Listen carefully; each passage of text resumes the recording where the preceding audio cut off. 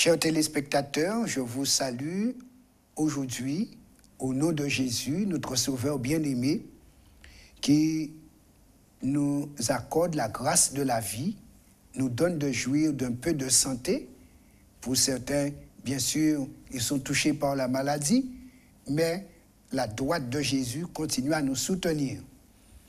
Notre espérance, c'est le retour glorieux de Jésus, moment où la délivrance sera totale pour tous ceux qui sont en souffrance, en difficulté, à quelque niveau que ce soit. Nous voici parvenus à une nouvelle semaine et nous avons une nouvelle étude dans laquelle nous allons nous pencher. Il s'agit de prophétie et écriture. Avant de pouvoir nous lancer, nous allons prier pour demander à notre Dieu de nous accompagner. Notre Père, notre Dieu, nous invoquons ton nom, puisque tu es le tout-puissant Sauveur. Tu nous as donné Jésus, le Rédempteur, et par ta grâce, nous avons la vie éternelle assurée. Et tu nous invites de sonder les Écritures que tu nous as laissées afin que notre foi soit fortifiée et qu'enracinés en Jésus, nous puissions produire les fruits attendus pour le royaume de justice. Accompagne-nous pour cette nouvelle série d'études et aujourd'hui, donne-nous la pleine compréhension de ta parole. Nous prions au nom de Jésus. Amen. Le verset qui nous est proposé en méditation, mais surtout à garder en mémoire, se trouve dans 2 Pierre 1er, verset 19. Et l'apôtre dit ceci: « Et nous estimons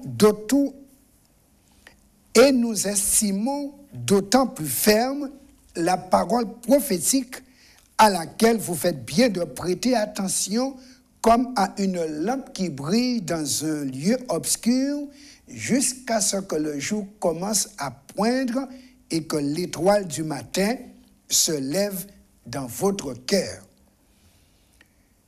L'apôtre Pierre voudrait que nous puissions prendre la parole prophétique comme une lampe. Aujourd'hui, nous avons lampe électrique, nous avons lampe à pétrole, nous avons plusieurs types de lampes, lampe à huile pour d'autres personnes, d'après le lieu où ils habitent. En tout cas, nous avons l'habitude d'utiliser de la lumière autre que celle du soleil pour nous éclairer la nuit, de manière à faire ce qu'il y a à faire dans la nuit, dans l'obscurité, pour que le soleil se levant, nous puissions avoir plus de latitude dans nos activités. Ainsi, la parole prophétique est comparée à une lampe qui nous permet de voir où cheminer, comment cheminer, qu'est-ce qu'il faut éviter comme difficulté de manière à ne pas rater le but final.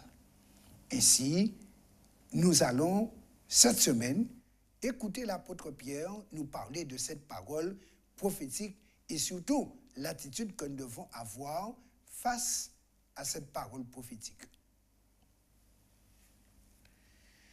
Dans la poursuite de notre étude des lettres de Pierre, un point devrait ressortir: la confiance et la certitude de Pierre dans ce qu'il écrit.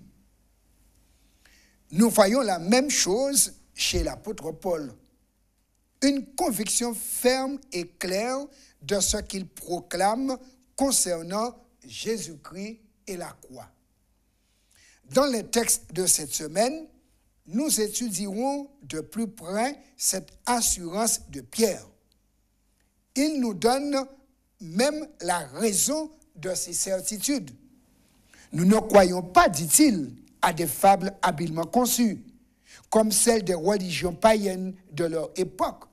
Non, Pierre était sûr de ce qu'il croyait, et ce, pour 2 raisons.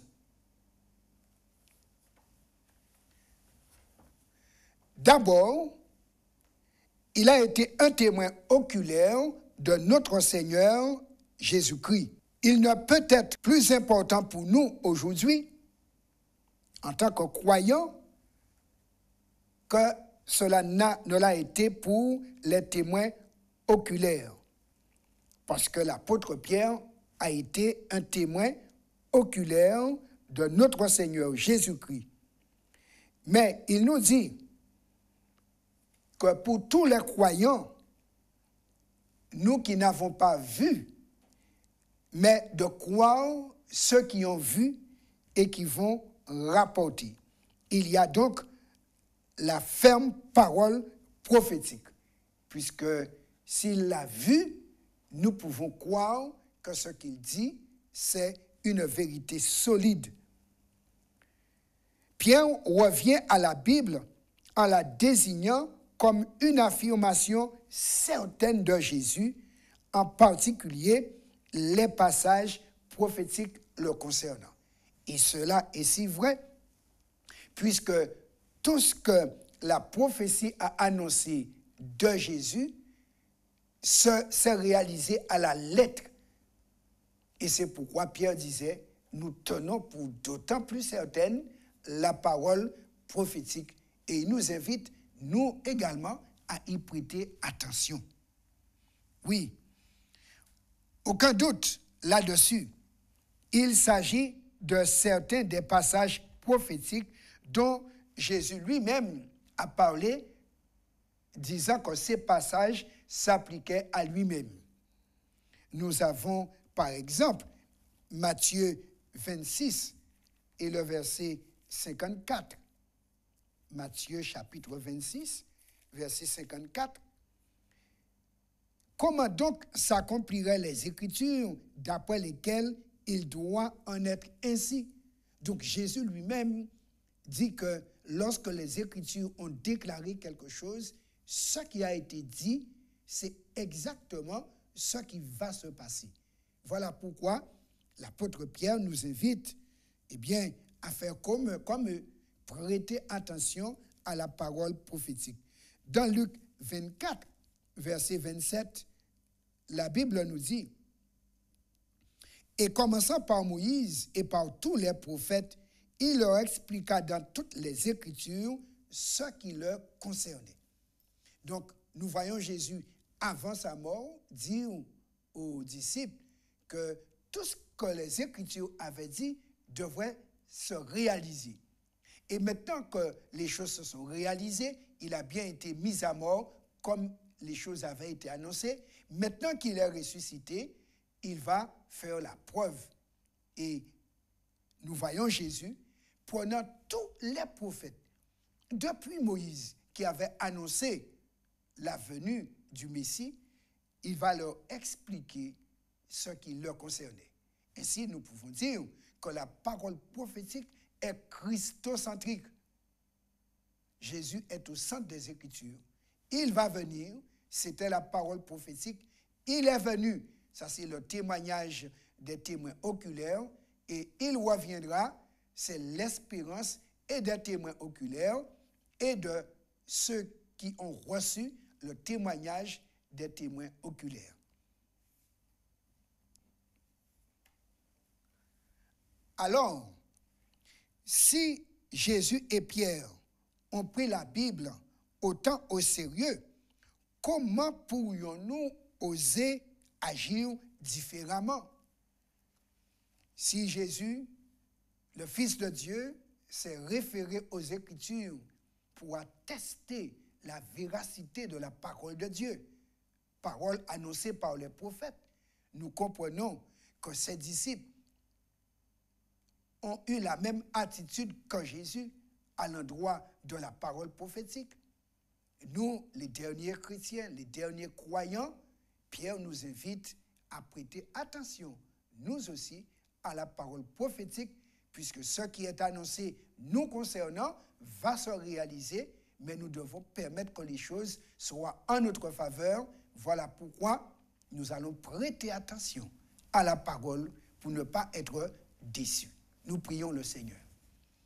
Oui, notre Père, notre Dieu, merci d'être ce Dieu fidèle. D'ailleurs, tu l'as dit, ta parole ne retourne point à toi sans effet. sans avoir exécuté ta volonté et accompli tes desseins. Et c'est pour cela, tu nous invites à avoir foi dans les Écritures, sachant que tout ce qui a été annoncé se concrétisera, se réalisera. Et c'est au travers de cette Écriture que tu nous donnes espoir, peu importe ce qui se présenterait, peu importe comment l'avenir se dresserait. Mais la lampe entre nos mains nous éclaire pour pouvoir avancer avec certitude, pleine confiance, sachant où nous allons. Car tu es celui qui gère le temps et les événements. Donne-nous simplement d'être attentifs et de suivre tes directives. Nous prions ainsi au nom de Jésus et pour ta gloire. Amen.